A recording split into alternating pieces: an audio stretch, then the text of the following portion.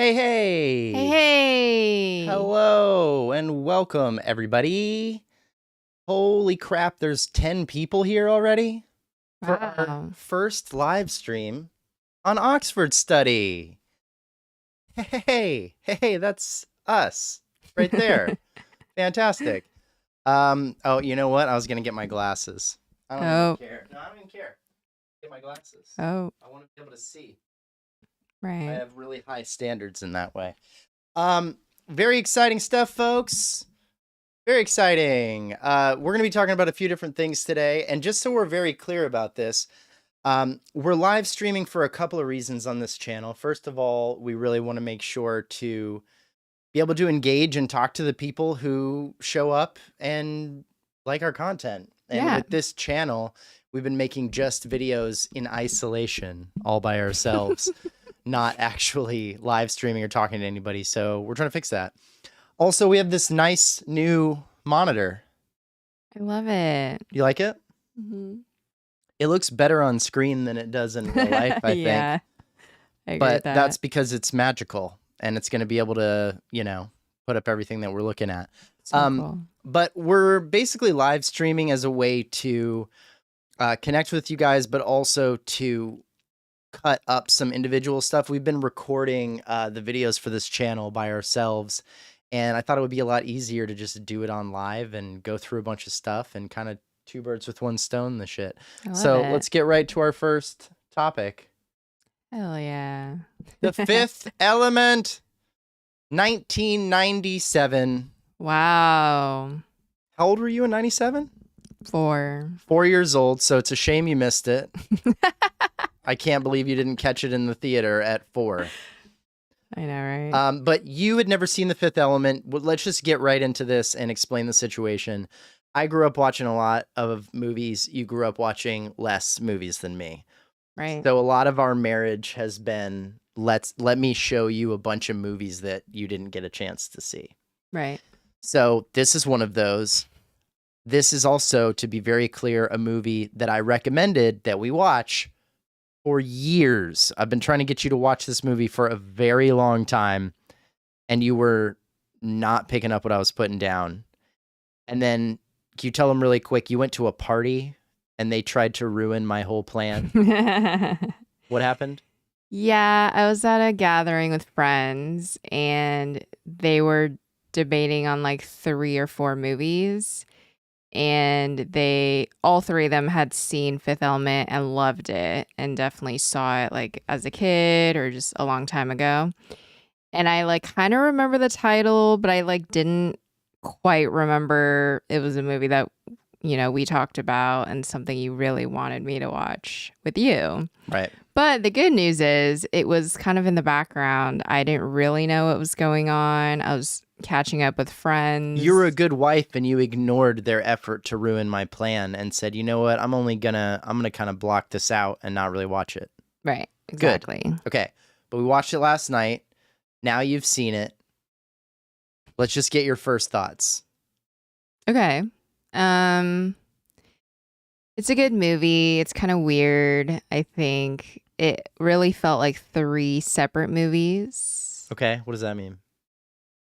Just the style. I think the very beginning is very Mummy-like, which I also like saw Brendan kind of Fraser Mummy. Yeah. Got it. Which I also kind of saw recently for the first time. Right.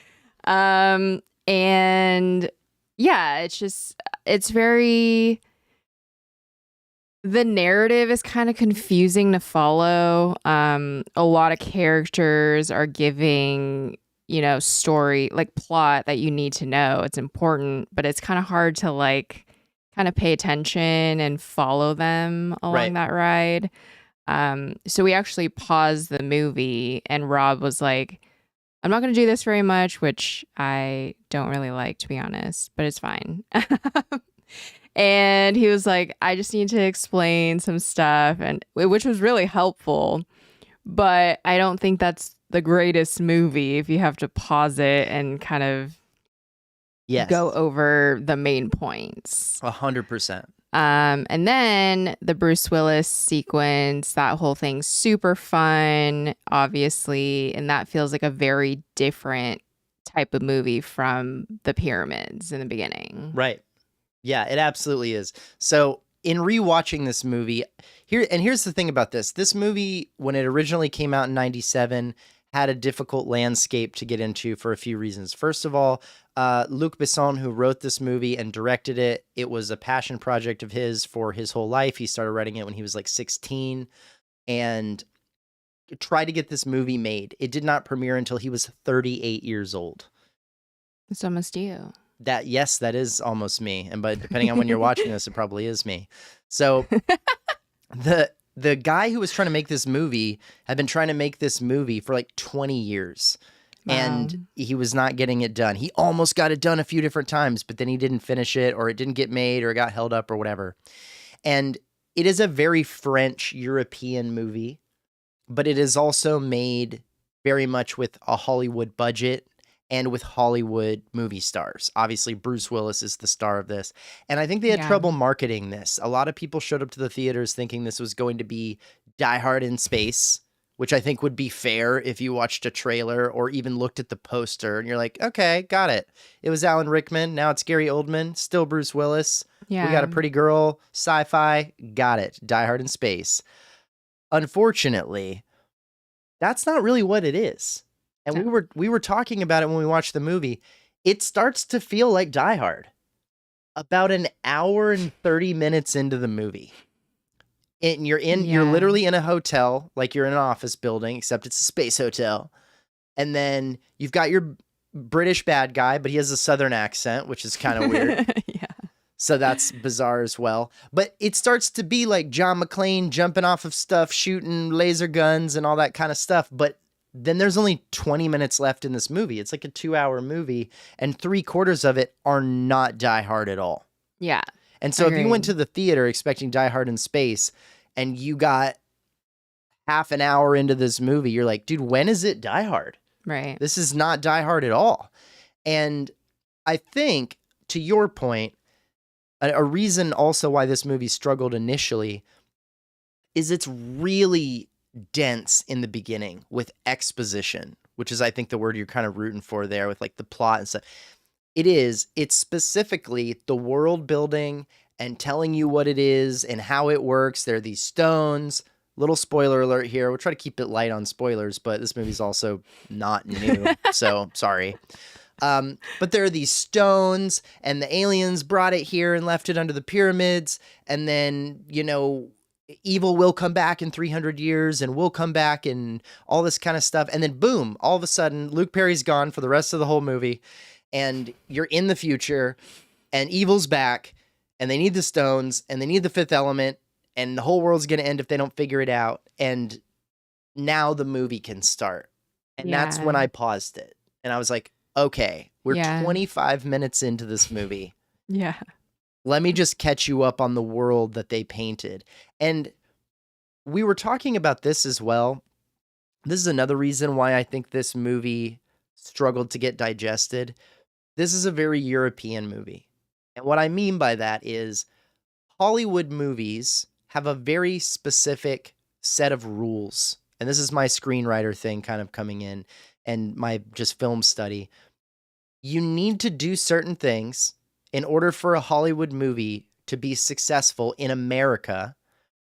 And if you don't do those things, it falls kind of flat. And the reason for that is Hollywood makes the most movies as far as big budget versus how many people plan to see it, how many people are invested in the movie doing well. Hollywood's made the most movies out of everywhere. It's our number 1 export in the city that we live in Hollywood. And that conditions people over time to have an expectation. You go to the movies, you see it, you do it. It runs through the process. And the more volume you run through the process, the more rules get established for the movie making business, and you have to follow those rules. Now, European filmmaking and Indian filmmaking and other filmmaking around the world, they don't all play by these rules, which is why a lot of foreign films don't just blow up in America. We've seen recently Korean filmmakers have kind of cracked the code on how to get Americans to really like their storytelling. Yeah, you just gotta kill people. The Koreans are like, if we murder enough people, problem solved. The Americans will love this shit. Yeah, they love watching Koreans die. But, well, I mean, yeah, babe, you could be right about that. And that's maybe a different video. But hey, I really put my foot down with that. No, I think you're right. But I think in this case, the reason The Fifth Element is a struggle for some Americans is they're like you said, your reaction is absolutely right. It feels like several different movies happening at once because you, as an American viewer, need and expect a film to do certain things. You want a clear plot. Tell me exactly what you're doing. Keep it simple. There's stones, into the world. We need Bruce Willis. It needs to be that simple. Yeah. And it takes 40 minutes to get to that in this movie. And they color in all these other things, different alien races and history. And there's a lot to it. Clearly, this movie was conceived by a bored teenager who came up with a bunch of clever world-building things. This probably... I think if I remember correctly, I think this story was originally conceived by Luc as a novel, which would make way more sense. Slow down, lay out the pieces. Right. Oh, and the history. There were aliens and they came here and they did that. That's not this. They rush into it and they explain all of this shit to you really fast and you're meant to figure out what the hell it is. Right. And it's hard to track that. It's hard to pay attention to exactly all the dialogue that they dump on you in the beginning. And American film viewers are not trying to listen to a bunch of expositional dialogue in the first few minutes. No. Guy dies. Dude's like, I got to get revenge. Bad guy's over there. Go get him. It needs to be simple. Yeah, and it's such a fast way of someone to check out. Because you're like, oh my gosh, it's droning on and on, but it's also important. So you miss, critical information. And then later you're like, wait, what happened? And you're like, oh shit, it's because I zoned out for 10 minutes. Right. And I think it's because, like I said, the Americans want a simple plot, especially in the beginning. You can get complex later, but in the beginning, it has to be simple. This movie does not accomplish that. But it's also like, I'm Korean American. So like I grew up watching a lot of Korean dramas, Korean movies, and it's a very slow pace. Like compared to American TV and movies, like it's just a very different pace and tone usually. And less information as it goes. It's like very slowly giving you more pieces of the story rather than being, here's the thing, and this is what's going on, and a bunch of information. Here's the world. Here's the background. They don't dump all that on you right away. Yeah, and, like we've been recapping Beef, and it's very, like, American TV, but then there's also, like, a Korean drama element because they got, like, super big Korean movie stars. Right. And Korean drama actors. And I love that because it's a blend of my favorite things. But I could also see a lot of people not really vibing with that because they're like, I'm not here to watch a Korean drama. Like, give me fast American TV, that's entertaining. And yeah, for sure. Yeah, but Fifth Element was a good movie. It was solid. Definitely kind of confusing overall, I would say, but fun movie. And here's why so many people today, like the people at the party you were at, love this movie, even though American audiences didn't really get it when it came out. This is a movie that was not in line with the trends of filmmaking at the time. Just for context, another movie that came out the same summer as this in 1997 is the movie Men in Black with Will Smith and Tommy Lee Jones. Sci-fi movie, American action comedy movie star, Will Smith instead of Bruce Willis. Plus you got Tommy Lee Jones to balance it out. Right. And that movie could not be more clear. Yeah. There are aliens on Earth, and in the beginning, they slowly go, wait, where are we? We're out in the desert. What's going on? Oh, got it. Secret CIA kind of group. They keep all the secret aliens under wraps. Yeah. That's the movie. It's a fun movie. Yeah. And then very quickly after that, alien comes to space. You're like, oh, this is a bad guy. So now it's like the good guys, CIA guys, got to go after the bad guy alien. Boom. That's the rest of the whole movie. And you just go on the ride. This is a little bit more complicated than that. But over time, because this movie maybe didn't smash the box office, it didn't do that bad. It didn't like totally bomb, but it wasn't a huge hit like Men in Black was. But it got bought up by like HBO and Cinemax and stuff. And in the afternoons when millennials came home from school, needed something to watch, flip on the TV. Oh, there's this Bruce Willis movie. And you know what? If I catch it in the middle, I get Chris Tucker. Yeah. And Chris Tucker saves this whole movie, dude. He's so funny. He saves the energy of the entire movie. And I got to give it to him on this too. Bruce Willis does a fine job in this movie, but Chris Tucker, Milla, I never know if it's Mia or Milla Jovovich, and Gary Oldman are fearless in their performances in this movie. They go at it with like 100%. I'm going to make strong choices. I'm going to be a big, bold, memorable character. And you're never going to forget this in my canon of the shit that I've done. You talk about Chris Tucker, you cannot leave out The Fifth Element. You talk about Milla Jovovich, you have to talk about this movie. Even Gary Oldman, his entire catalog is crazy. From the Batman movies to Leon the Professional, which also was made by Luc Besson before this movie, is the reason why he's in this. All the way up to, what is it, Slow Horses? Is that the show that's on Apple TV right now? Yeah, I think so. He's the star of that. This dude's got an incredible career. He's an amazing actor. But you can't leave out this weird black side haircut, Southern accent. Like, what is he doing? What bold, weird choices he made. Yeah. And you remember that from this. Yeah, and Chris Tucker, like, as we were watching the movie, I was like, Rob is totally Chris Tucker's vibe, and I'm Bruce Willis. Like, specifically when he's like, obviously he's on the radio. He's a radio host. Yeah, and his radio personality is very like, like, and he'll like ask him he'll ask Bruce a question, and then he'll be like, yeah. And then Chris Tucker's like, yeah. He's like, we're live right now. Thank you for that. Oh my God. Rolling his eyes so hard at Bruce Willis's lack of contribution. Yeah, no, that's absolutely our energy. And you know, I'll take it. I will take Ruby Rod. I will be Ruby Rob. I'm fine with that. 100%. Yeah. I want to go through this because I think it would be fun really quick. I grew up in the era of when these actors in this movie were big. I was very aware. I already knew who Gary Oldman was. I already knew who Bruce Willis was, all this kind of stuff. I just want to go through some of the cast really quick, and you tell me what you know them from. Okay. Okay. So, Bruce Willis. When you think Bruce Willis, if I was like, oh, it's a Bruce Willis movie, where does your brain go? Oh, Bruce Willis from Die Hard. Immediately Die Hard, right? Is there like a second thing? Guest star and Friends. I think that's very telling. All right, Gary Oldman. Oh, shit. Didn't we watch something recently with him that's not this movie? I mean, yeah, I think so.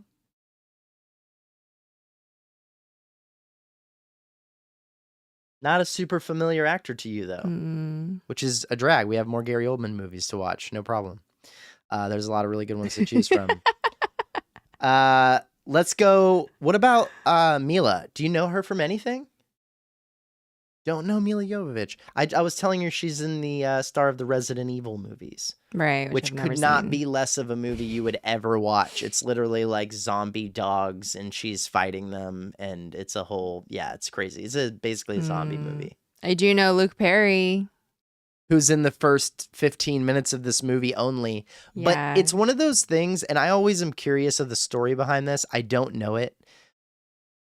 You watch the opening credits, and it's like Gary Oldman, Bruce Willis, Milla Jovovich, Chris Tucker, and it's doing all the things. And he gets the "and" credit, and Luke Perry. Yeah. Like, he is one of the top 5 or 6 Yeah. just top billed people in this film. He's in it for 15 minutes. And in the 15 minutes that he's in, he's not even really the main focus of that scene. It's because he's Hot Boy in 90210, and he was really popular at that time.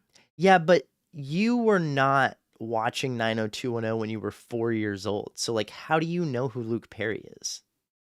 I watched 90210, like the whole series in high school.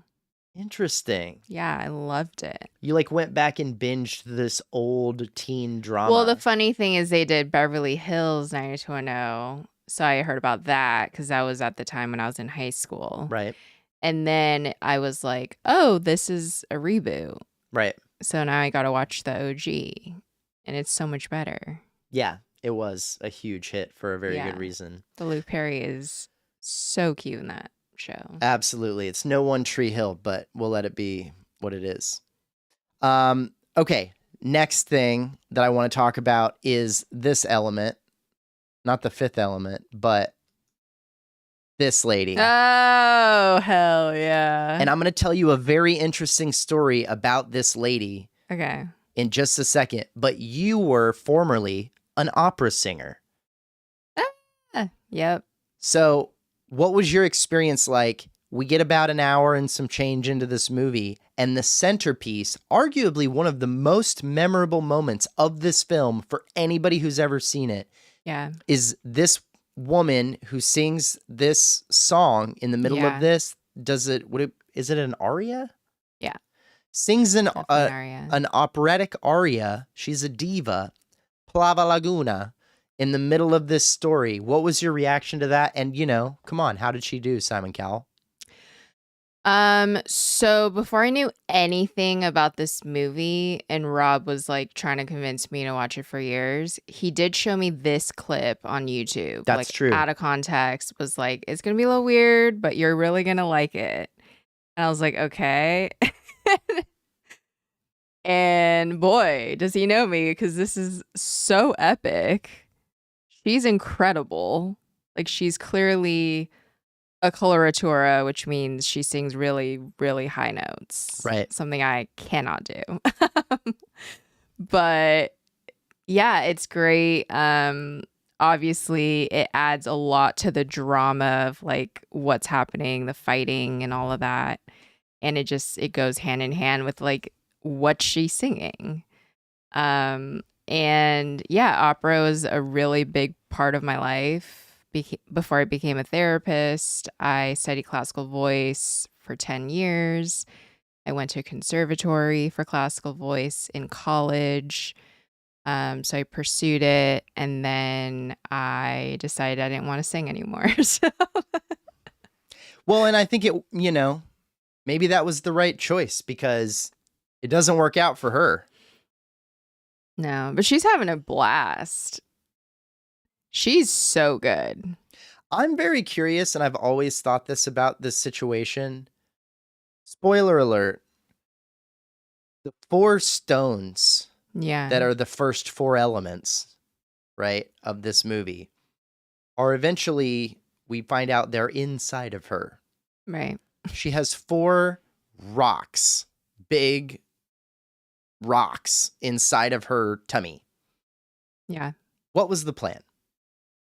In this scene, spoiler alert, this movie's 20 years old, she gets shot.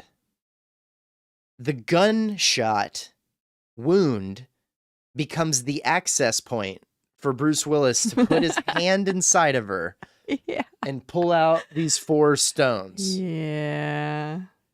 What was the plan before she got shot, which could not have been the plan? That has always been a question that when I watch this movie, I'm like, was she supposed to pass him? You know what I mean? It's like, thank you very much. Good night. I'm going to hit the bathroom because I owe some stones to this red-haired girl. Well, it's part of it because she's an alien. Right. So like maybe she has access in a way that humans don't. I love that. What a classy way for you to put. Maybe she has access. It's a very classy way. I mean, clearly she's got access, but then she loses it, and then Bruce Willis has to get another access. Yeah. this point. It's very diva for her to die in a really dramatic way. And she does die in a dramatic way because not only does she get shot, she has a beautiful like she falls like she gets shot as part of the performance. Yeah. It's amazing. That's why it's so epic. It's who she is. I love that. Are you ready for some tea? Yeah. This is some real tea. Okay. This lady, Mai Wen, I believe she's like Cher. She's only got one name. Mai Wen. Mai Wen. Yeah. Yeah. She was Luc Besson's wife. Wow, that is some tea. Wow. So she is also in Leon the Professional, which is the movie that came before this with Gary Oldman, Natalie Portman in her first film role, and Jean Reno. Oh. And that was the movie that gave Luc Besson like really the credit. He had made like La Femme Nikita and some other movies, but like Leon the Professional was a hit. People were like, oh my God, it gave him the opportunity to make this. He put his beautiful, talented wife in the role of Plava Laguna, the diva. She does this memorable performance. Isn't Mai Wen's name Mulan? What? Her name is Mai Wen. That's her name. She's a French opera singer. No, I thought the actress's name who plays Mulan is also named Mai Wen. Mai Wen. Maybe. Yeah. Interesting. Okay. Okay. Yes. Nothing to do with this. So, she is named Mai Wen. I'm going somewhere here. I'm telling you a story because that's not just one part of it. They are married when she makes this movie. He leaves her for Milla Jovovich. No, for real? They get married for like 2 years. Luke and Milla Jovovich got married. Lilu?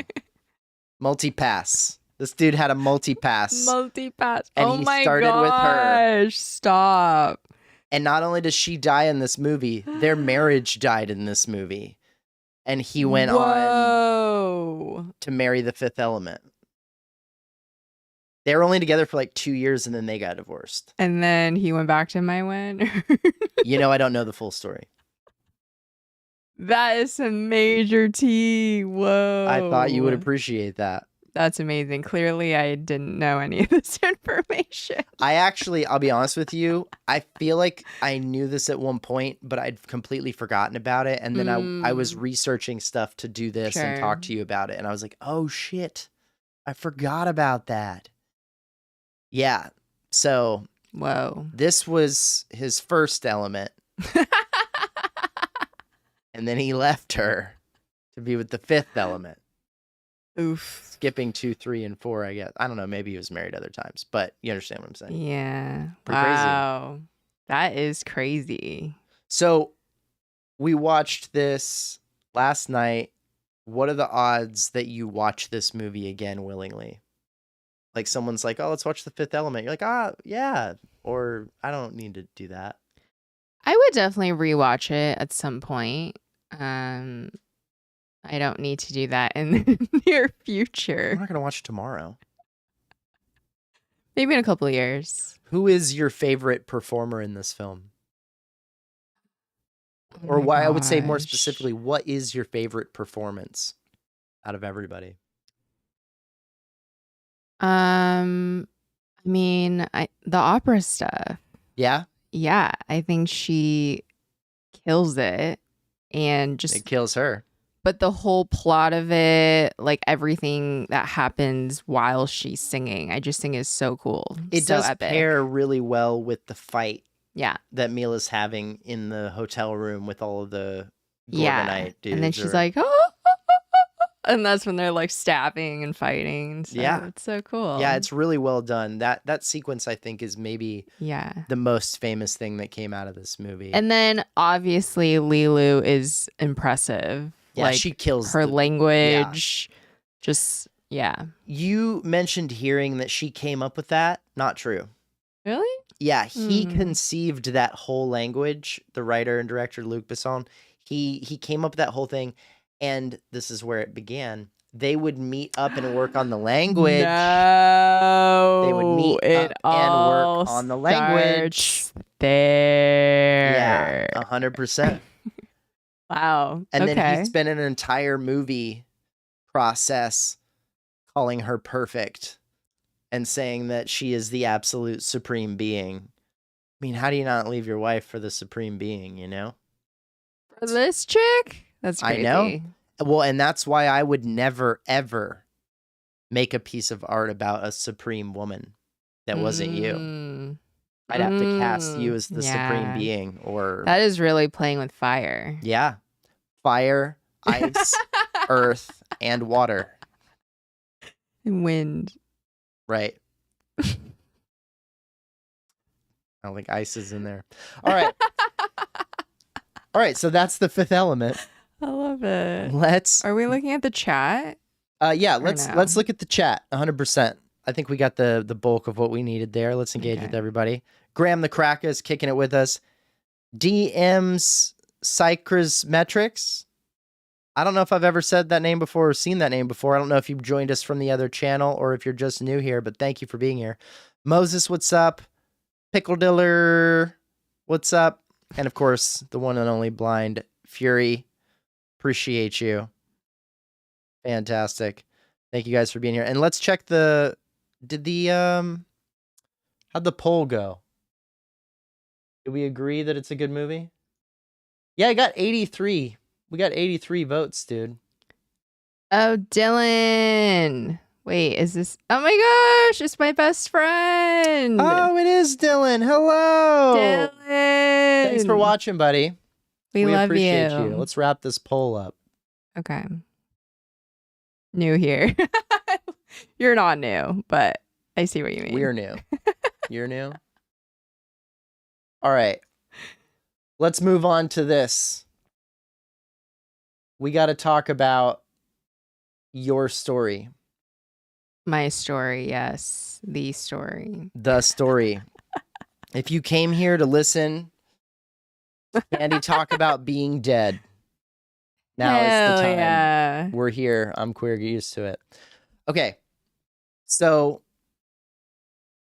you got your SAG card by playing a dead girl on NCIS. I sure did.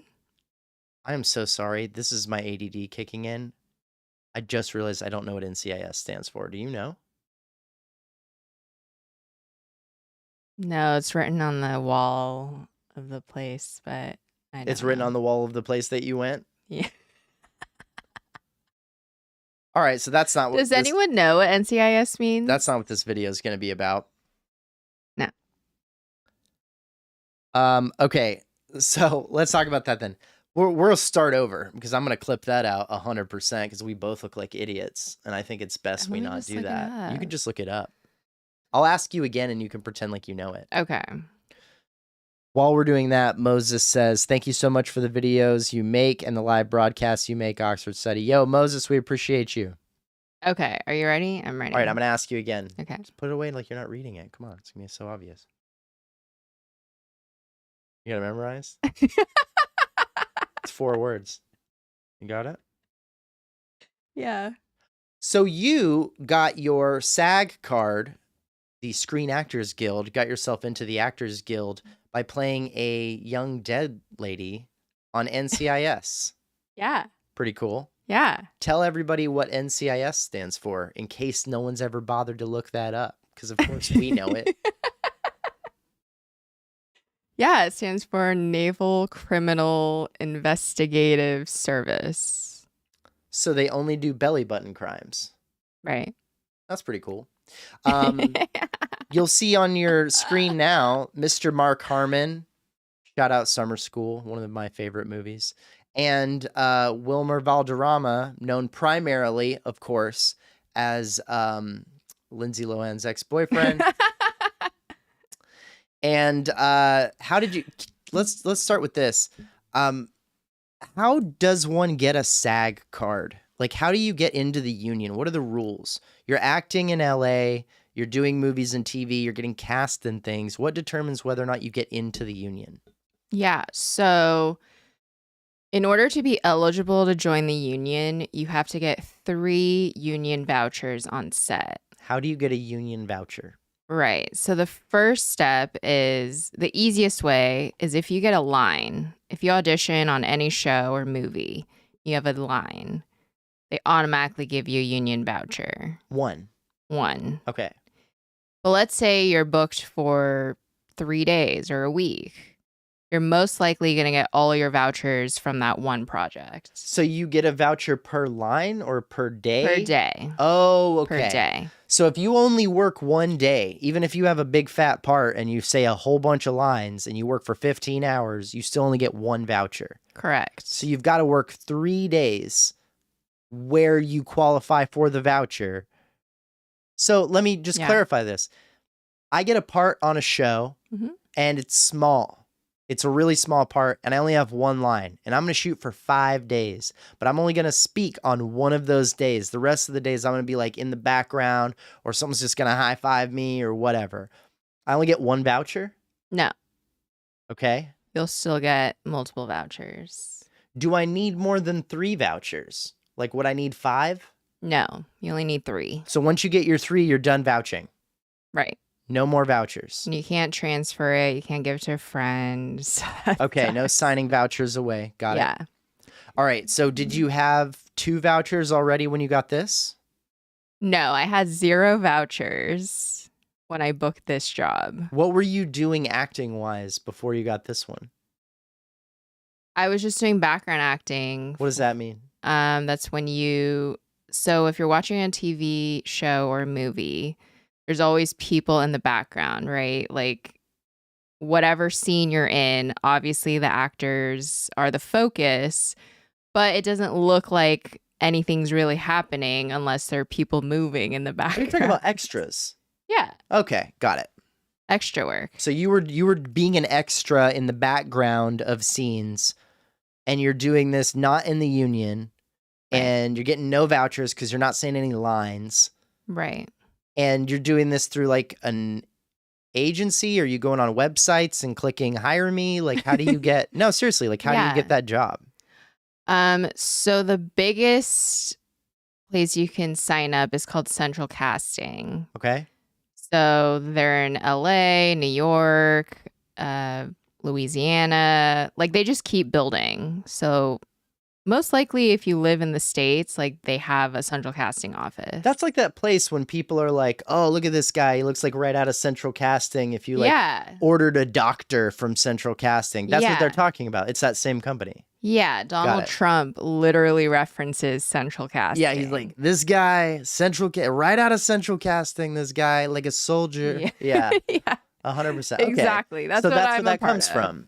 Got it. Of course he Yeah. knows what that is because he's been involved with like extras and stuff like that. Yeah. Makes sense.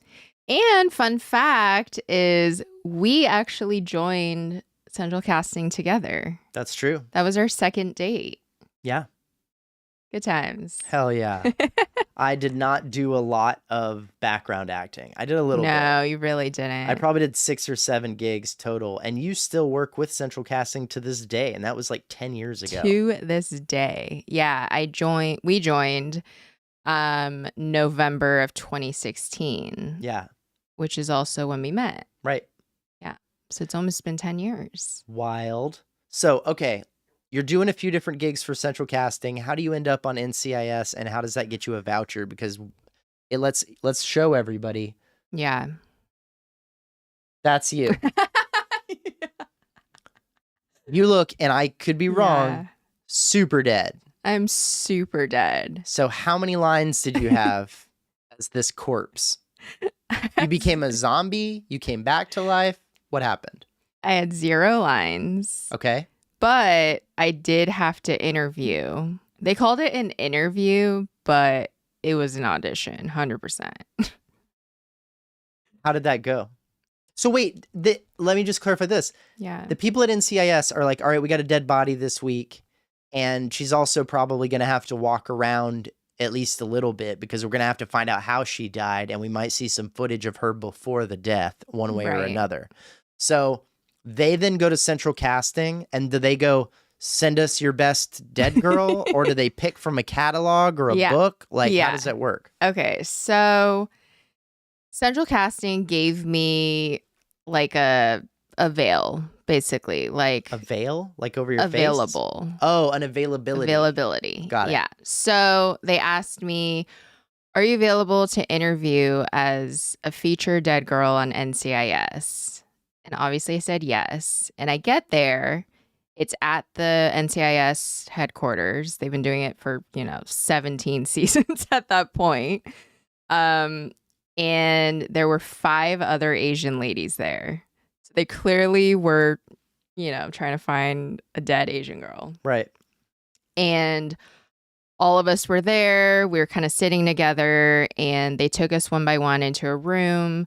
And this isn't like conventionally auditions, but there was the producer, the DP. There were like a bunch of people in the room, and they explained kind of what the scene was going to be, what it requires. This scene.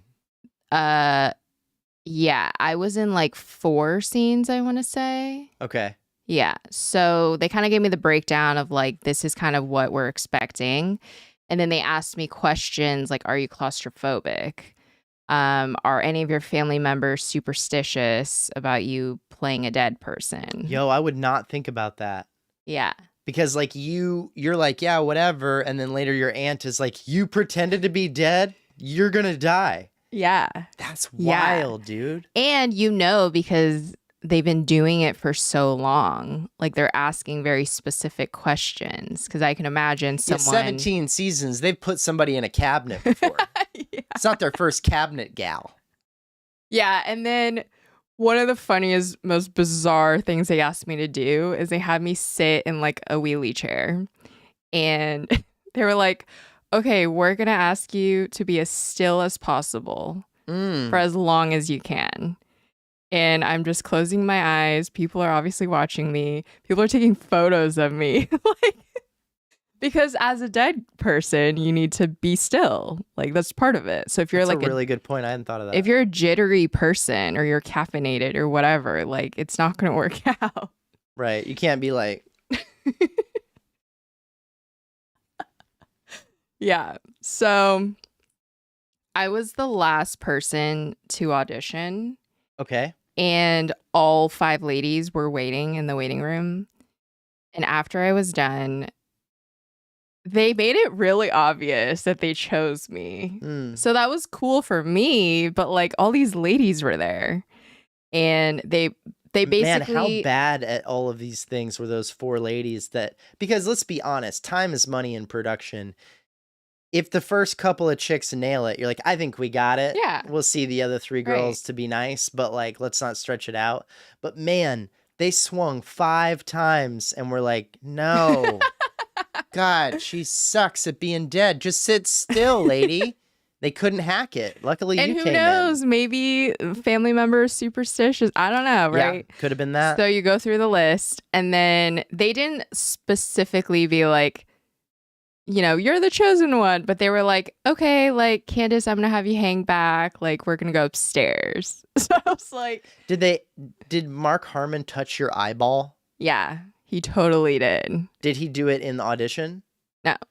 Was he like, are you okay with this? No, none of the cast was there. Okay. But I did the fitting there, like at my Fitting audition. for what? The stitches? No, so they had me be in workout gear, because that's like the first shot of me and Wilmer Valderrama walking hand in hand. Oh. So they had You got to go on a Fez date? Yeah. That's pretty cool. He was really sweet. Yeah. I love that. He's a nice guy. Yeah, and it was funny because when I was laying on the autopsy table, yeah, and we were in between takes, he was like, "You're killing it," which is very charming and funny because you're dead. Right. I like that. So that was good. Yeah, and then when I booked the part, they were like, "It's for 3 days." And then here's kind of the breakdown. I did do stills. So they took photos of me because I had like a mugshot.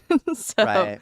So they had to take photos of me. Because they have to find your body and then they have to go to the scene, right? And I have not watched this episode in a long time, but they have to go to the scene where they're all standing around computers and they're like, who's the dead girl? And it's like, and then it's like showing pictures of like you as who you are. You got you have to make that content. It's not like they're just gonna AI the dead girl shot into a thing. Like you have to make each piece of whatever that you show up in.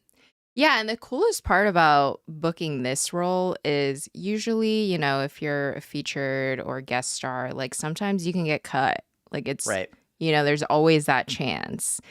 And I knew that I wouldn't get cut because the whole episode revolves around my death.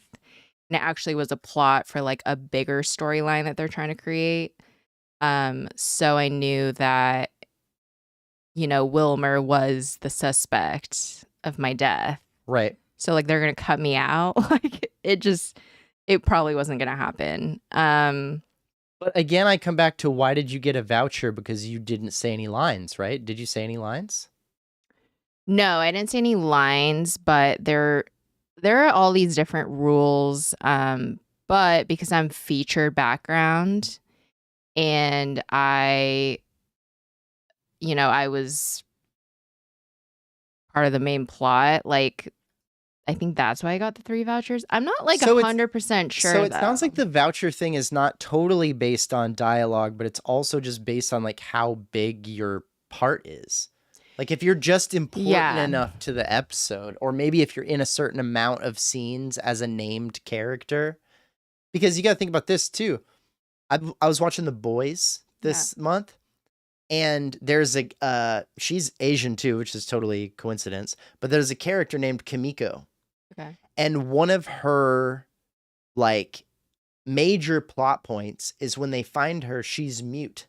And this chick don't talk for 4 seasons. Eventually she talks. Okay. Spoiler alert. I love that. But she literally doesn't talk. And then at one point you realize she kind of knows sign language, but it's her own that she made up because of the situation she was in with her brother or whatever. But it's like, they couldn't pay this chick as a background actor for 4 seasons when she's like doing combat and has a character and a backstory. She's the main story, but she's not talking. Yeah. The whole time. Maybe like I was considered a specialized skill because there's also rules about that. Like if you're booked as an escort, a stripper, you know, just something that's not just like. Was Jessica Ho either of those things? No, I was just a dead girl. Oh, okay. I thought you were saying like sometimes you bring an extra skill and you were like a dead stripper or something and that's why you got the voucher.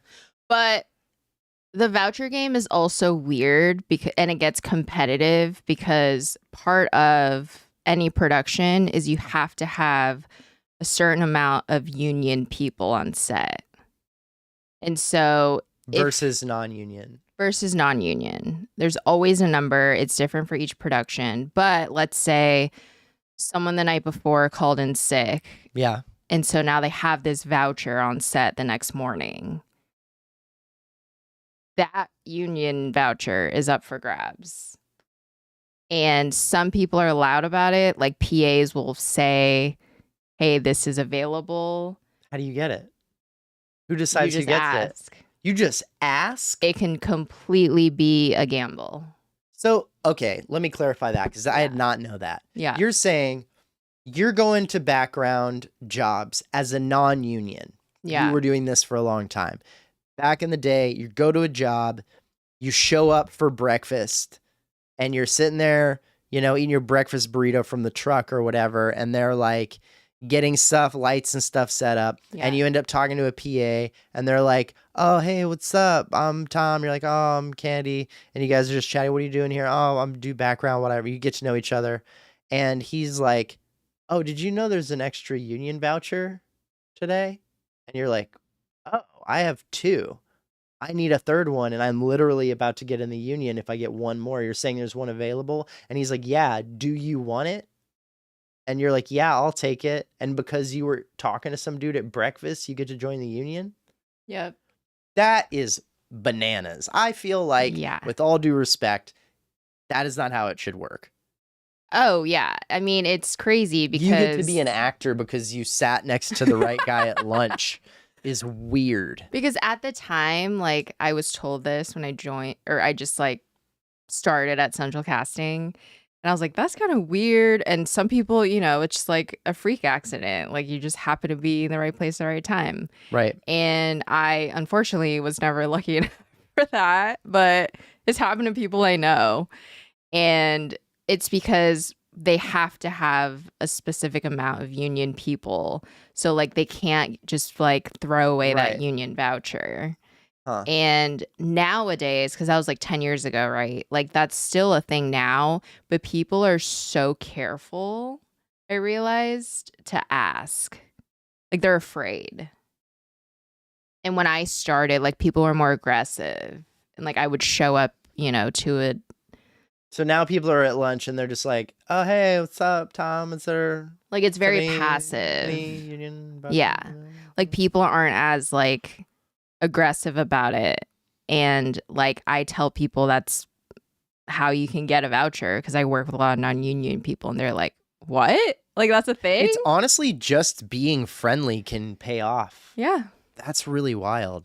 Yeah. I did not know that. Can you share how much you got paid each day that you did this gig? Do you remember? Oh my God, I don't remember. How much did you make as a non-union background at this time in your life? A day. Boy.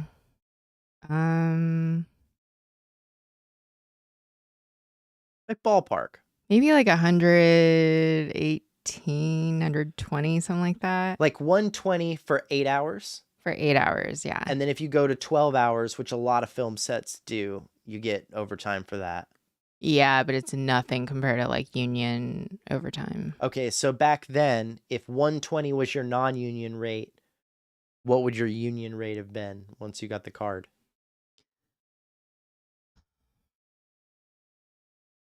I mean, it's give or take $100 more. Oh, okay. Yeah. So you're like almost doubling your money by being in the union when you're Yeah. doing extra work. Yeah, and I meet a lot of people who are SAG eligible, so it means they haven't made the decision to like join the union. They have their vouchers, but they haven't paid their dues. Exactly.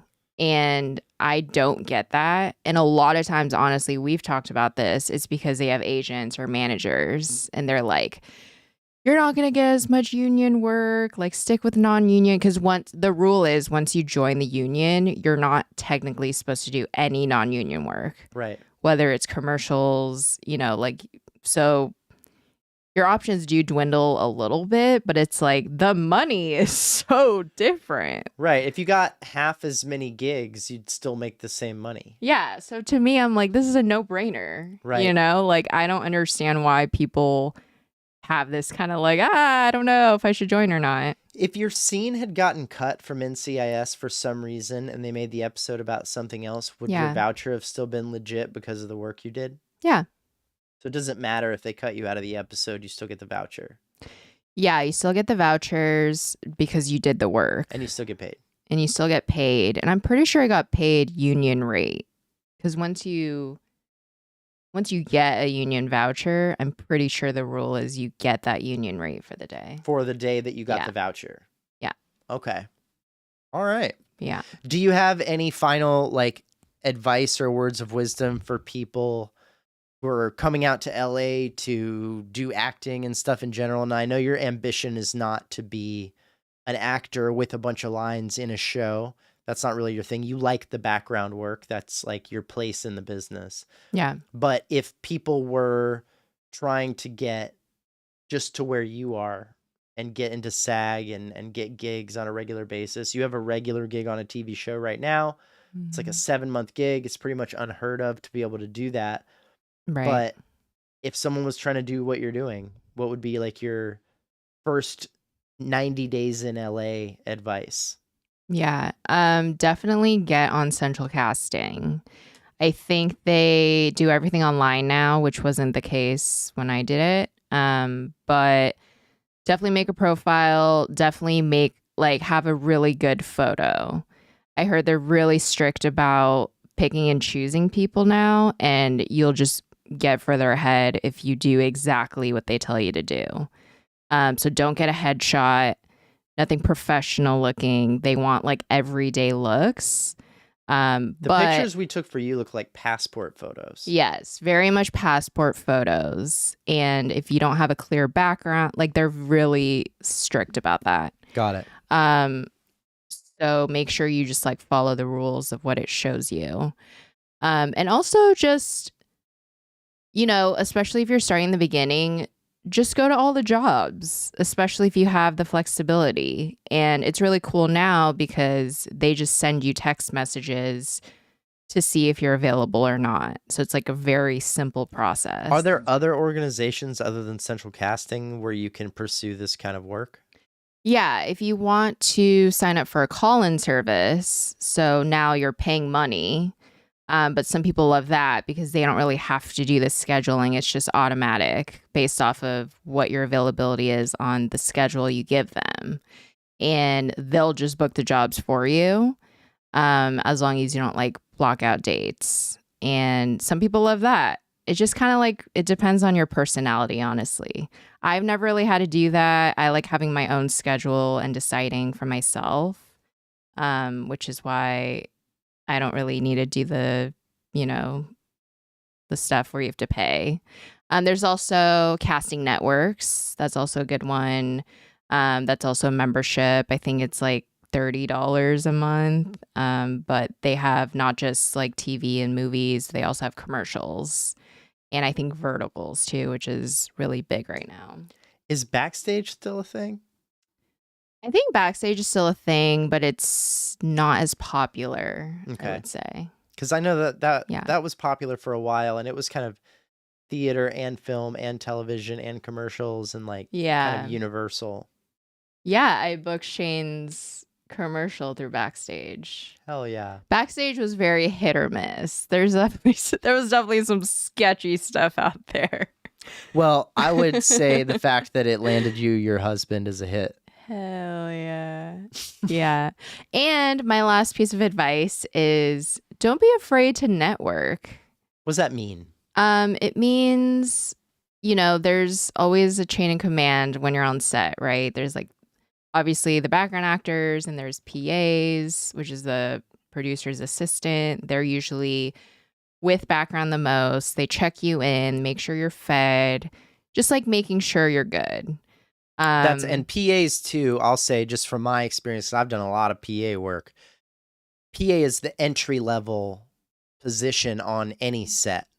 So if you're brand new to the world of production, she has her background in the background acting and being on set in front of the camera. My experience primarily on set is behind the camera, producing, directing, writing, things like that. I started as a PA. Well, kind of. I started at the network working in an office, which kind of was still somewhat of a PA role, but on set, I started as a PA. And if you're more interested in that route, we can have a separate video and whole conversation about that, which we should probably do at some point. But that is another way in, and you can do a lot of mix and match in that ballpark. You could be background acting on Monday and Tuesday and Wednesday, and then being a PA on another set on Thursday and Friday, and kind of playing both sides of the field. Now, as you move up on either side, that's going to get tougher. But when you're in the beginning and you're what's called day playing, which is where you work on a show for just one day at a time, maybe a second or third day at most, it's easy to kind of plug in those gigs. You could PA, you could background act, because your requirements for doing those jobs are pretty low. As long as you're a warm body who knows what to do and doesn't get out of pocket and knows how to behave themselves, you can do either one of those things in your first 90 days as you try to like pay your bills and get started out here. Yeah. And one thing is, in this industry, it's all about people you know. Like, it's very Hollywood, right? Like, the connections you have. Man, people say that, but that's every business, dude. That's the thing that I don't think a lot of people realize. There's probably some businesses out there that don't work this way, but most businesses, most people who have jobs got that job because somebody recommended them for the job or told them about the job or you put that on their radar. Like it is all networking. It's not exclusive to the entertainment business. Everybody, Yeah. it is a good idea for you to be friendly and learn the social skills because to your point, that PA that you make friends with at lunch who got you that voucher because he told you that there was an extra one that day, unless he quits and goes back home to Kentucky to teach English, that dude is going to be an AD later. Right. And then that dude is going to be a director later. And then that dude is going to work at the network and the studio and the blah. Like they all, those tides raise all ships. So it's like right now they're just that dude, but they don't stay that dude. They don't stay that gal. Like you were the dead girl on this show, but now you have like this regular gig. And without going into detail on it, you got this gig because you knew somebody who knew about the gig and got you the gig. And then you were able to help another person also get a gig and get work because of this. Yeah. And that's just, and there's nothing wrong with that. People like to give a hard time to like nepotism and different stuff like that. But it's like, that's just how the world works. You want to work with other people you know, that you trust. And like you said, you got to behave yourself in these environments. You don't just walk up to the star of the show and go, how long have you been an actor? You want to be on my podcast? Like, yeah. And you want to keep it cool. You want to be credible. Like you want to be hireable. Right. So whatever that means, you don't want to be annoying. You don't want to like be buddy with someone that you're just getting to know. Like it has to feel like you're not trying to gain something. Just be cool, man. You're just like a human to human. Just be a person and be cool. I don't know how to make that any easier. And if I ever come up with a better way to describe that, I will let everybody know. But I have failed at this. It's part of why I know that it's so important. It's hard. Yeah. It's very difficult to have the internal pressures of I want to succeed or I want to get something or I want to go somewhere. And then you show up there and you're just like, cool. It's like chill. Like that's hard because you're not chill. On the inside, you're a little bit like, I don't want to screw this up. You've got to find a way to fake it till you make it with the coolness. Yeah. And just chill out and be cool. And also know that this environment can be really fun, but it can also like you can meet some wackadoodles. Oh yeah, because like I said, the bar is actually pretty low for the people they'll just let do some of this work. They're like, you're just a warm body, and we don't have time to interview everybody, so we'll give you a shot until you accidentally light something on fire, and then you're fired, and we're gonna get somebody else. Trial and error. But it's a good time. It is a good time. I've been doing this for a decade now. And I like it. Well, and I think it works for you. I think that's another thing too, is you have the patience. I love being on set, but I had trouble with the background stuff because I don't like sitting around for hours waiting for them to finish setting the lights up. Right. Drives me insane. All right. Let's take a look at some chat. If you want to take a look at that real quick, I'm going to make an adjustment to the stream. Okay.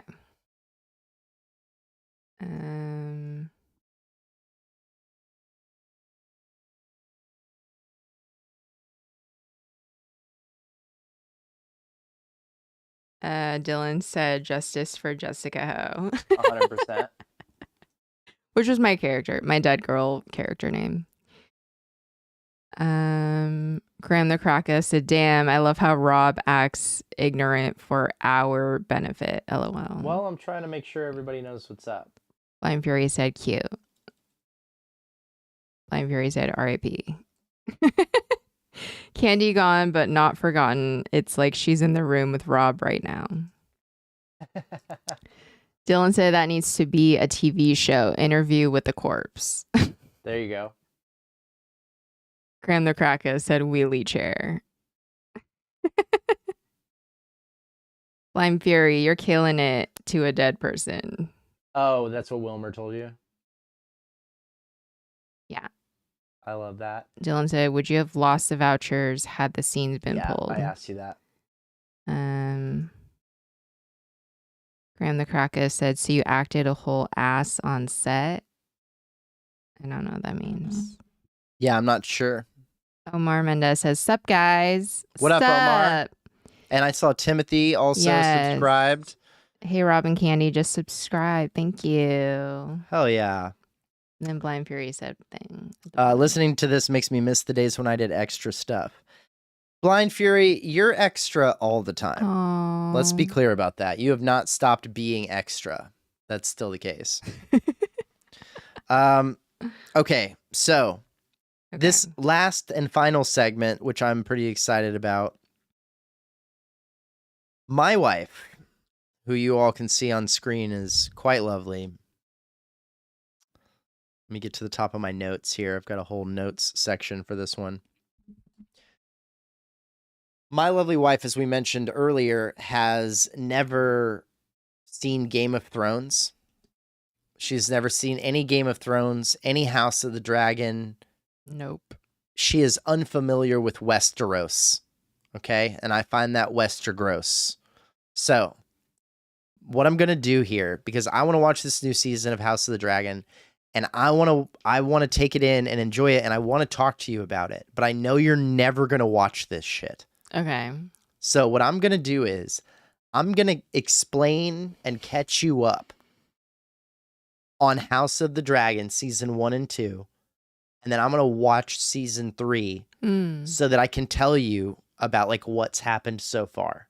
Okay. And so, House of Dragon is before or after Game of Thrones? It's before Game of Thrones by so many decades that Game of Thrones doesn't even really matter. Okay, got it. So you don't even have to know about any Game of Thrones to know what I'm about to tell you. I'm going to explain it to you from the chronological beginning. Hell yeah. Okay.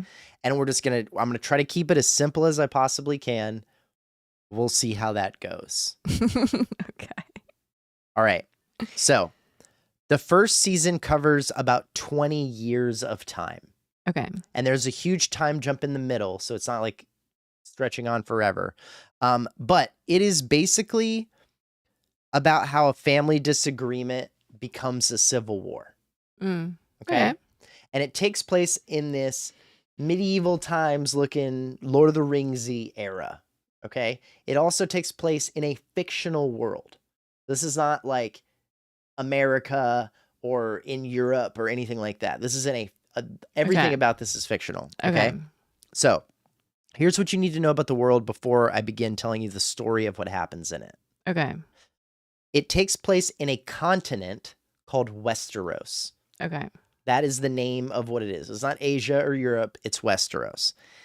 And it's a kingdom that is broken up into little neighborhoods, basically, that are each run by noble families. All right.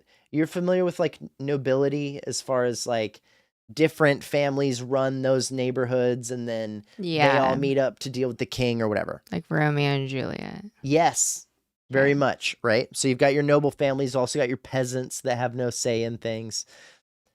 But it's basically like one big continent with like these little countries that are run by different families. Okay. There's one family called the Targaryens. All right. And they're the ones with the white hair that you've seen in all this stuff. Okay. They run everything. The reason that they run everything is because way before this story took place, they conquered the whole land because they had control over dragons. Like literal giant lizard dragons that breathe fire. I don't have time to explain how they got the dragons, but hundreds of years ago, whatever, or like 100 years before, they got some dragons, and all of a sudden no one else could fight them because they had like swords, but they have these giant, they can fly and they breathe fire. So it's like we have almost like we have nukes. Okay. And you've got guns. So you're going to listen to what we say because we'll just nuke your whole town, right? Yeah. And that was the dragons. Okay. So the Targaryens have been running everything for like 100 years at this point. And they now rule from the capital city. The capital of Westeros is called King's Landing. Okay. That's where they live. And they have like a throne there called the Iron Throne. And whoever sits on the throne like is the king. Or queen, whatever. But they're the ruler of the whole land of Westeros. So the king is in the castle's in King's Landing, it's got a throne in it. The Iron Throne is made up of swords all these like jagged swords. It's a very uncomfortable throne, as a matter of fact. And all of those swords are from like all of the different people they killed when they conquered the land. So they killed a noble guy, took his land, kept his sword, fused it into the chair that they sit in. Okay. And so it's a representation of everything that they've conquered. Okay? Okay, got it. So the central question in this whole series, and this is true of Game of Thrones and House of Dragon, all of it, who inherits the throne when the king dies? That's what they spend the king's, every time there's a king, they spend the king's whole life trying to figure out and nail down and be sure who the next king is going to be. Okay. That's the point of all of this, right? Yeah. Kind of like how we spend most of the presidency in America talking about who the next president is going to be rather than dealing with who the current one is. Right. Okay. So let's talk about these characters. There's actually not that many to worry about in the beginning. Okay. There's the king, right? That's what we got to know. This king is Viserys. That's how you say his name. Here, I have it written down. That's how you spell it.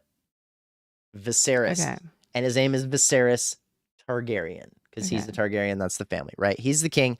Now, this king is like a pretty good dude. They're not all good dudes. A lot of these guys, they want to be kings so that they can be dictators. This guy's like, he just wants everybody to get along. He wants everything to be okay. There's been kings before him who were total jackasses. He's not like that. He's like a good guy. He has one daughter, okay? His daughter, her name is Rhaenyra. It is spelled like that. Okay? She grows up expecting to become the queen, but a bunch of people don't like the idea of a queen without a king. Okay. So they're like, we're not going to let a chick be the number one sovereign ruler of this, right? This is not a time that supports that. The king has a younger brother named Daemon. All right? They're all named Targaryen. Daemon is like a wild warrior. He's very ruthless, but he is like a soldier. That's what he does.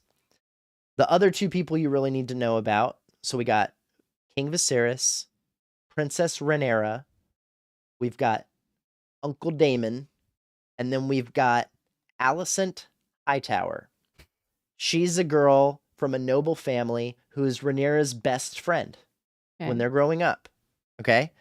Her dad is Otto Hightower. All right? Okay. He is the hand of the king, which is basically like his number one guy. There's not really a vice president situation because they don't have any power. They can fire the hand of the king whenever they want, but he's like his number one dude. So you got the king, you got his brother, you got his daughter, you got the daughter's best friend, and the daughter's best friend's dad is the king's like right-hand man. Yeah. That's the main shit that you need to know. Okay. So the season opens with King Viserys he needs a son. Okay. You distracted? Do we need to look at the chat? No, I'm trying to tell you a story. Please listen. This is so complicated. I really need you to focus.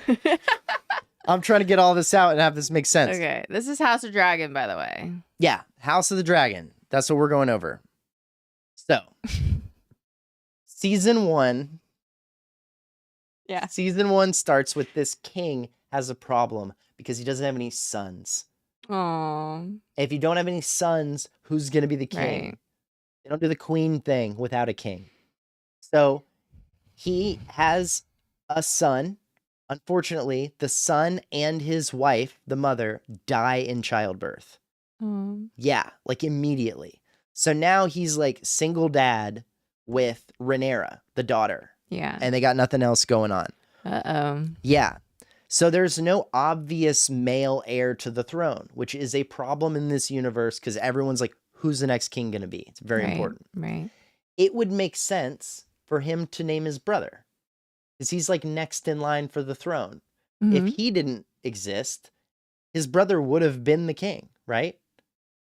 That's how it works in noble succession and stuff like that. If for some reason, when they were younger, if Viserys had died, the parents, the king, would have given it to Daemon. Yeah. Because that's the kid they have that's there. Well, Viserys doesn't do that. He does not name his brother as the next king. He names Rhaenyra.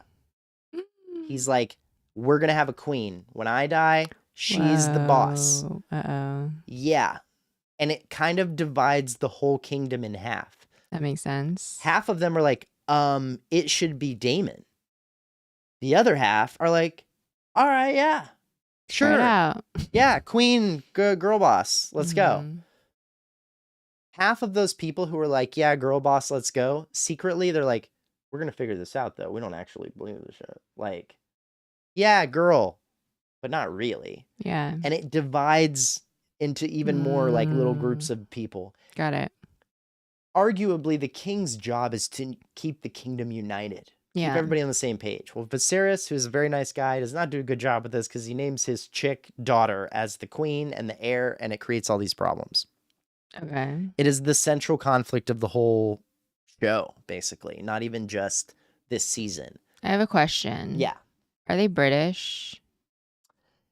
They have British accents. There is no Britain. They're in Westeros. Yeah, but they're not like English. Like American. No, they're not American. They have British accents, but they're Westerosi. They're but everyone has an everybody accent. has a British accent. They're Ooh. Okay. That's the most difficult part of this story so far, is the fact that they're all British. No, this is the disconnect I have with like Bridgerton, House of Cards, Downton Abbey. You like hate British accents. I just I don't know what it is, 'cause I actually like a British accent. I know you do. But it's watching it as a TV show. I don't know why. I just don't connect to it. Well, that's okay, because we already agreed you're not going to watch it, and I'm going to tell you what happened. Right. But yeah, it just gave me confirmation that I would not want to watch this. The accent is the thing that kept you from... Okay, that's fine. But also the queen, king, dragon thing. King, queen, dragon thing is not your thing. I got it. I'm trying to explain it to you so that I can talk to you about it. Okay, great. All right. Keep going. Just be on board. Be supportive. Okay, so here's the next thing that becomes really complicated. Okay. He names the daughter. Uncle is like, what the hell? I thought it was going to be me, right? Because he can't have a son, because also his wife is dead. Yeah. So the only other way for him to have a son would be to get a new wife and to have a kid with her, since his son and his wife are gone. So there is her childhood friend, Alicent, right? Her dad, Otto, who is like the number one right-hand man, he's like, you should keep the king company. Be like make sure he's good. You're my daughter. He's getting older. He needs company. His wife is dead. Just look after him, bring him some food, bring him some wine, make sure he's cool. Okay. Because Otto's whole plan is that when Alicent gets old enough, he'll marry her to the king. No. Yeah, that's his terrible plan. Because also then that means that his grandson could be the king, which That's brings him gross. into the thing. Yeah, 100%. So the king eventually marries her. No. Yeah. How old is she? I can't remember how old she is when they get married, but it's not cool. She is the same age as his daughter. They're best friends. He marries his daughter's best friend. And he marries his best friend's daughter. Yeah, this is disgusting. Yeah. So this creates the emotional core of the series. This is what the show's all about, right? So Rhaenyra loses her mother. Her best friend marries her dad. And then her best friend also becomes her stepmother, technically. Because now she's the queen. Right. Even though she's like a child bride. So, ugh, boy. This is why things are complicated in the House of the Dragon. If he would have just named the brother, we wouldn't be doing all of this goofy shit. Yeah, but then be no show. Right, exactly. So, he has 3 kids. Okay. Now, these kids, if you think about it, are they in line for the throne above Rhaenyra? Because she's the oldest, and the king named her. So even though there are boys in these 3 kids, there's 2 boys and a girl, they're younger, and they're not full-blooded Targaryens because they're half Hightower. Right. So the question then becomes, well, who is now you've made it more complicated, because we were hoping he would just get a son and we'd be like, oh, it's him. But also the son wouldn't be older than Rhaenyra. Rhaenyra is the oldest and she was Right. named. So we shouldn't even be talking about this. Someone dies. Oh, lots of people are going to die, honey. But these children are, 2 of them are the king's sons. One of them is his other daughter, right? So people think the king has sons now, and obviously one of them should inherit the throne. We're done talking about this. It wasn't Daemon, but it can't be Rhaenyra. She's a chick. One of these boys should be the king. But Viserys is not changing his mind. Good. He's like, Rhaenyra's going to be the queen. That's what it is. Yeah. Meanwhile, Rhaenyra marries another noble guy. Okay. So at the same level as like Alicent and her dad. His name is Laenor Valerian, and they marry as like a political arrangement. They're not really in love or into each other or anything like that. Okay. However, everyone knows that the children born during that marriage are probably not his. They're like, that these aren't his kids. Scandal. Yeah. And this becomes political dynamite, because if Rhaenyra becomes the queen, then her children would become the future rulers. But they're like, we don't think these kids are legitimate. We think she's been sleeping with somebody else. Okay. Yeah. So this is this huge circus mess that's now happened. And people are like, what are we going to do? She's supposed to be the queen, but we don't like that. She's got kids, but we don't think they're legitimate. Meanwhile, he went and had a second wife, which is usually not even the thing anyway. Yeah. Had kids with this non-Targaryen woman. So Yeah. they've got kids. Like, oh my God, it's so complicated. Then, after the first 5 episodes, the show jumps forward 10 years. Oh. Yeah. Okay. This is season 1. Yeah, all in season 1.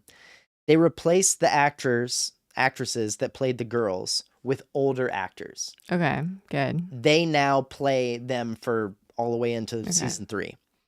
When we get after the time jump, Rhaenyra is married, a mother, politically isolated, and she's still fighting to like prove to everybody that she's going to be the queen. Okay. Alicent is the queen.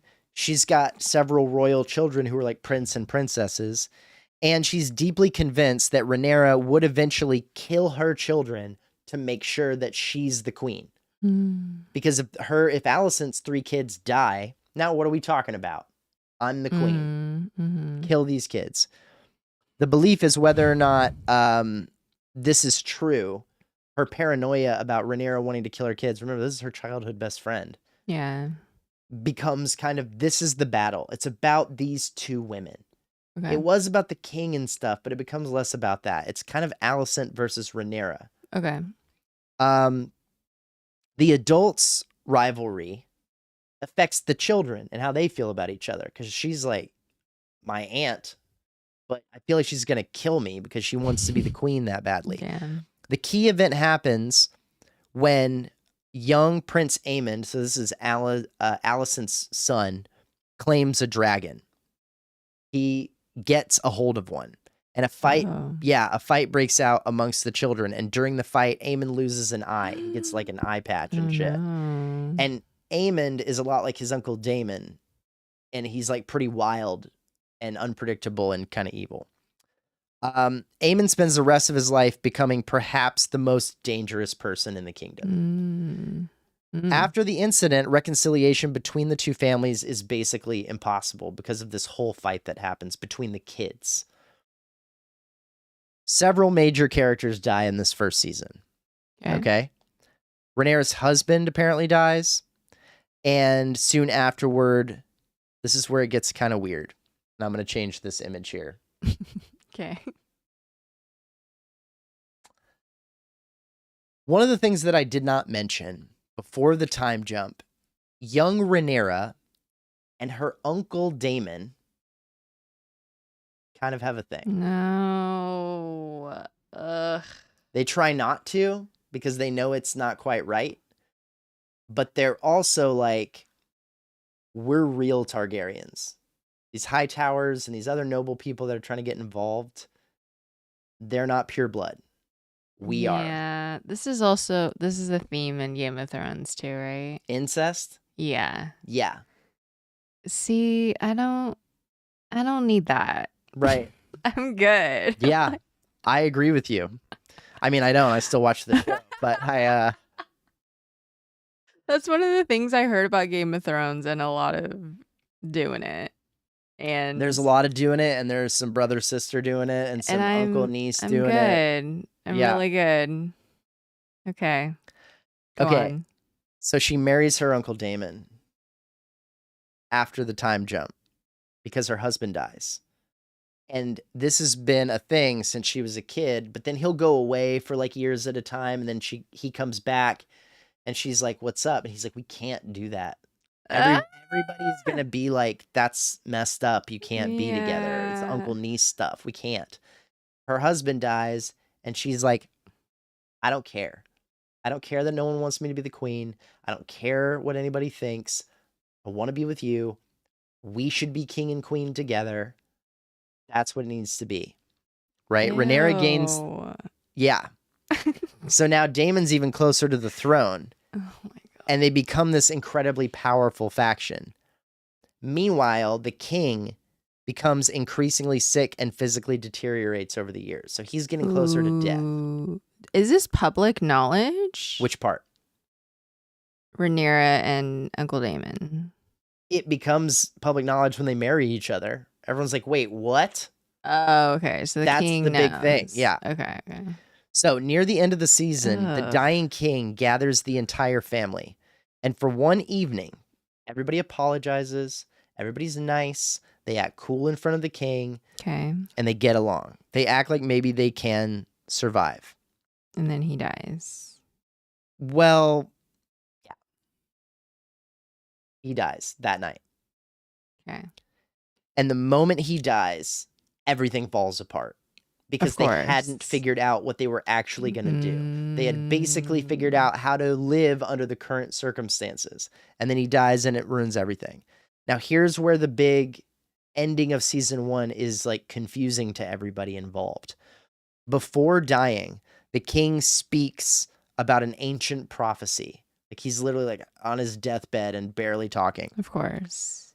Alicent is there and misunderstands his final words. She convinces herself that the king changed his mind and wanted their son Aegon, the oldest, to be the king.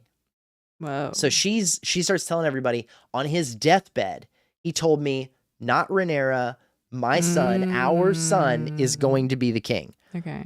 And whether she's mistaken or lying to herself or whatever,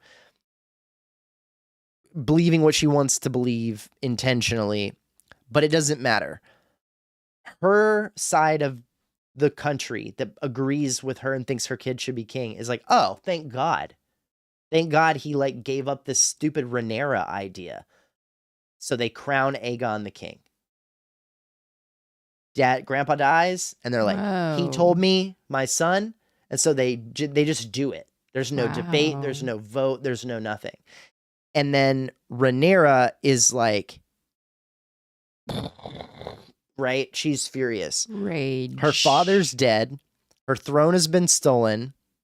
And her half-brother is now the king, and he never should have been. So, she kind of crowns herself queen by her own thing. Basically saying, you know what? Civil war. Everyone who's with me, we secede. I'm your queen, and we're going to take this country back from them. Whoa. Because they stole this from us. Okay. And now they're like, they're not even Targaryens. They're like high towers. Yeah, right. No, not okay. So now there's 2 monarchs, 2 courts, 2 armies of people that support both sides. And most importantly, there are 2 groups of people riding dragons. So rather than just one family of course, you need dragons the who are like dragons. running everything, Yeah. both sides have dragons. So now we have a real battle on our hands. Because remember I said, like, I got the nukes, you got guns. What are you going to do? Well, now I got nukes and you got nukes. Let's go. And that's the end of season 1. And that's pretty much the end of season 1. Whoa. But there's just a little bit more. This is the tragedy that destroys the chance of peace. Rhaenyra sends her son as a messenger. He encounters Prince Aemon, the one-eyed middle child, right? And they've hated each other since birth. A confrontation occurs. Aemon loses control of his dragon, and Rhaenyra's son and his dragon are killed. Right. Oh, no. So at the start of season 1, the conflict is who should inherit the throne. And by the end of season 1, you're like, who's even going to survive this? Yeah. Because we have these two families Bloodbath. that are headed basically by these women who were childhood best friends that were kind of torn apart by the men that were above them. They didn't want to fight about all this. She didn't want to marry the king and have his kids. She didn't want to have to go to fight with all of this stuff, but that's what happens. It's giving manipulative. Absolutely. So they're no longer having like a political argument. It's now more of a vicious, emotional war that's happening between these two, with all these kids and the entire kingdom caught in the middle. Boy. I think, honestly, my psychology brain is like, why do people want to watch stories about incest? Well, to be fair, and I'm not defending it, but the story is not about incest. No, incest I is know. one of the things that happens in the story. Yeah, and it's the leading plot of why things get more complicated. It is one of them, yeah. And so that's going to continue. I think to a degree, the incest is a very opaque metaphor for the fact that people think their people, that they come from, maybe not their direct immediate family, but their people are superior to the other people. And so we shouldn't be mixing people together. That's part of the problem. Like the people who were against interracial marriage back in the day, the people who would have a problem with our union, their attitude is, no, the Asian people should stay Asian. The white people should stay white. That's what's up. And in fact, the white people should stay white because they're superior. They're better. And the Asian people were like, we should stay Asian because we're superior. We're better. We're not trying to mix with your lesser people. Right, right. That is why the incest happens in these stories, because they're like, our family, not just our people, our race. No, I get it. Are so superior, so much better than anybody else that if we were to date and marry outside of our family, we would water down the greatness. Yeah. The other element that happens is because their family, the Targaryens, are so elevated above everybody else, is better than and superior. It's kind of like rich people. Why are rich celebrities only ever marrying rich celebrities? Because they feel isolated in the world. They feel like nobody gets me. I'm just going to go hang out with a regular middle-class dude. He's not going to understand what my life is like. Only other celebrities and rich people get it. Yeah, I get so that. That's the people they end up forming connections with. Yeah, it's just gross. Yeah. Just really, there's nothing else to say about that. Well, except, all the stuff I just said. Well, yeah, of course. But yeah, I can hear it explained, but I have no desire watching something like that. Yeah. Personally. All right, now let's check in with the chat. Okay. There's some really good stuff in here. Oh, yeah. Like my face. No, this is amazing. Yeah? Dylan says, what? All right, we're going to go through this. Wait, are you saying what to the fact I've never seen any of this? Probably. Just hanging out with mom and dad. Happy Sunday post for mom and dad. TBS is talking about us. Oh, it's cute. We're here for you. Spoilers, sorry, bye. Yeah, feel free. Never mind, I have a volume button. Duh. Great. Hey, what is this? Why don't you guys just watch the show? I think we've explained that. Bruh, just watch the damn show, bruh. Come on. Not gonna happen. No, Midnight Vice, I'm not going to do that. She's not interested. That's why we're doing this. Greeky says, I love this. I should make my hubby watch this so he's not confused when I talk about the show. That is the whole point of this. Yes. You just made his day. That is the whole point of this.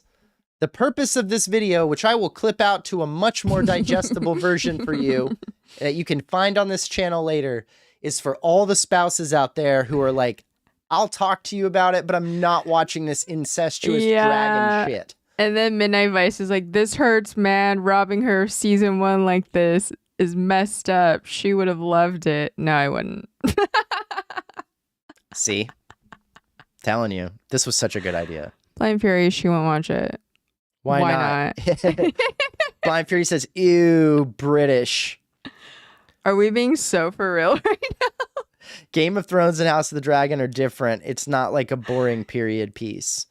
As far as it being like Bridgerton and the other things that you mentioned. And I would agree with that. I've seen a little bit of that, but I'm with you on, I can't watch like, oh, well, I noticed that you left your tea sitting out and you've been sleeping with my maid. And I just like, don't care. Oh This is like, there's violence and nudity and sex and war and battles, and it's interesting on a next level. So I'm going to agree with that. Midnight Vice. I love both shows, and this is so sad. No one's taking anything from you, buddy. You can still love it. Damon as king would go so hard. Yeah, I believe that. Anthony Sanchez. Hey, didn't know this was a second channel of VPA. Welcome. It basically is. Welcome, Anthony. Greeky, Laenor is gay. Yeah, so Who's that's Laenor? So Laenor is Rhaenyra's first husband, who everyone's like, that's why they know that the kids aren't legit, because they're like, dude, they don't have real kids. He's gay. But no one wants to say it, and he doesn't want to say it. That's like a whole subplot. Midnight Vice cannot get over this. Dude, why couldn't she just watch the damn show? SMH. Rob is butchering this. I don't think I did that bad of a job. I think I skipped some stuff because I wasn't trying to do this for 2 hours. Midnight Vice, if she actually watched the show, she would have loved Ship Them 100%. No, I wouldn't. Why are you so sure she would watch it? She's telling you she wouldn't. Believe her. We gotta believe women. Oh my gosh, I wish we could donate money for her to actually watch the show. Would you actually give me money if I sit and watch? I will give you 1 episode. And that's it. Well, I mean, I've spoiled the it. whole first season. Would you watch the premiere of season 2 and see how you feel? Yeah, maybe. Okay. I'd be open to that. Midnight Vice, are you happy with that? Yeah, you feel free to super chat us on the other channel where we're monetized, and you can pay Candy to do that. She says that until she'd actually watch the damn show. Man, you really just want me to watch the show. Midnight Vice is invested like he made this damn thing. I know. He's like Midnight Vice R.R. Martin over here. Amazing. I was not expecting this response. He's over here like pacing and like flipping his keyboard over, and he's like, what? Because he's gay, dude. Ah! Actually, honestly, I'm glad to elicit that kind of reaction during this video, because I'm happy to have someone just so mad about how I'm doing it that they're engaging. Let's go. Midnight Vice. Season 2 is the weakest season, though. LOL, crying emoji. Too funny. Blind Fury, Vice, you'd have to pay her. Pay her for every episode. Oh, okay. Yeah, that's true. We would be taking a per episode payment. How long are these episodes? Like 49 minutes or whatever? They're probably an hour, yeah. Vice is sharing my inside thoughts. Hey, we're trying to help you out here, and Vice is trying to help you out. There you go. Yeah. Wow. What So, a journey. I definitely think you should watch the season 2 premiere just so that you can get a taste of it, and I can be like, that's this person, that's this person, because you don't even know. And then if you hate it, we'll do another one of these, and I'll just tell you the rest of season 2. Okay, great. How many episodes are there per season? That's a great question, actually. I don't know. I would imagine not very many. 10, maybe 8. This is HBO Max, right? Yeah. Probably 10 at the most. Midnight Vice, you know, you're a super fan. There's only been 27 episodes. Let's see. He wants me to watch the first episode. Like the premiere of season 1? Yeah, it seems like there are that's what he 10 wants. episodes in season 1 and 8 episodes in season 2. Okay. Currently, it looks like there are 8 planned for season 3, although only 2 of them are out. Oh, so season 3 just started. Season 3 just started, and I haven't seen any of it yet. This is great. Blind Fury said, now I need Vice to explain the show to Candy. Competition. So true, bro. This has me fucked up. Yo, Midnight Vice, why don't you start making Game of Thrones recap videos, bro? I'm over here doing it. You do it then. No, I think he's just genuinely upset that I don't want to watch it. That you're not interested in this? Yeah. Yeah, I can't do anything about that. And I knew that this is the crossroads we would come to, so that's why I decided to handle it like this, so at least we can talk about it. I'll give you a good idea of the overall show. Make a video, bro. Season 3 is Midnight Vice, you wild. might need to get yourself a suit of armor instead of a Versetti shirt and start making different content, bro. You got your napkins or whatever. Yeah, fucking you got your napkins or whatever. Yeah, I am. It's So such a good good. show. Hell yeah. Well, 830 subscribers. hey, hell yeah. Thanks, guys. Picking up some new pieces to the puzzle. Yay. This is so fun. Yeah, I think we're going to start doing this on a weekly basis if we can. Yeah. So you guys can add this to your rotation of VPA style content. You'll have 5 streams a week with me. And then you'll have at least 1 stream a week, hopefully, with the 2 of us over here on Oxford Study. I really appreciate you guys joining us. Like the stream on your way out if you can. It's super helpful. Blind Fury said, Vice is scaring me. He's probably stalking the shadows until me and Candy watch this show. Oh, Blind Fury just let it drop that he hasn't seen it either. Oh, yes, Blind Fury. Egregious. Thank you guys so much for watching this. If you're watching all the way to the end and you're not subscribed to this channel, please do so. We got a lot more cool shit coming for you on Oxford Study. This has been super duper fun. Season finale of Beef. Woo! We are recording that shortly. We have watched it. We're going to record the episode and it'll be out in the next week or so. Also Vinyl Public Access Day 3 is, I know I've been saying this for fucking 6 months, but it's almost done. Midnight Vice said, Jesus, y'all got me feeling like Tord-Eye. You're giving Tord-Eye vibes, Midnight Vice, let's be honest. Lord Tord.